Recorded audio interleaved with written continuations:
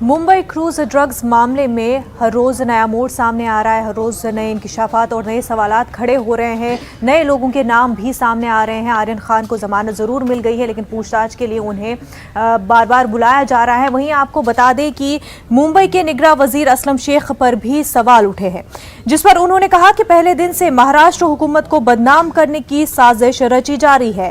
मैं पालक मंत्री हूँ, किसी का कोई प्रोग्राम में हो मुझे वो इनवाइट करता है। दो एजेंसियां इसकी जांच कर रही हैं, जो हकीकत है वो सामने आ जाएगी।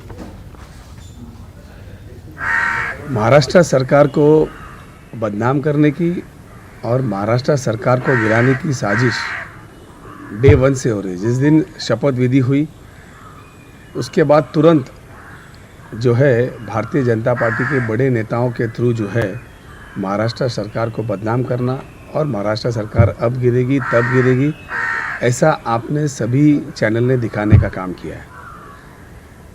अभी ये शाहरुख खान के लड़के के केस के सिलसिले में जो बातें सामने आई, जिसे नवाब मलिक जी ने सारे एविडेंस के साथ आप लोगों के सामने रखा, उसमें कल नवाब जी ने कहा कि मुझे भी जो है उस क्रूज़ पे इनवाइट किया गया था।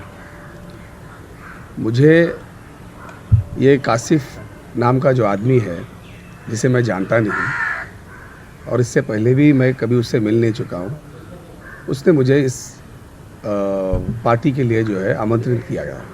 अब मुंबई शहर का पालक मंत्री हूँ, तो किसी की दुकान खोलना है, किसी के मॉल में शॉप खोलना है, किसी की शादी है, किसी की बारात है, किसी का कुछ भी प्रोग्राम हो, इस तरीके से लोग मुझे हमेशा इनवाइट करते रहते हैं। तो उसी तरीके से इनवाइट में ये एक इनवाइट था। अब जिस तरीके से केसेस बाहर आ रहे हैं, उसमें जो चीज़ें सामने आ रही है, तो ये एक बात सामने आई है कि भाई इसमें कोई षड्यंत्र हो सकता है या नहीं हो सकता है। अब इसके बारे में दो एजेंसी अच्छे तरीके से अपना इन्वेस्टिगेशन कर रही है। अगर वो मुझे मिला किसी के थ्रू, तो उसके अंदर उसकी क्या बातें थी वो सामने लोगों के आ जाएंगी। श्रीनगर के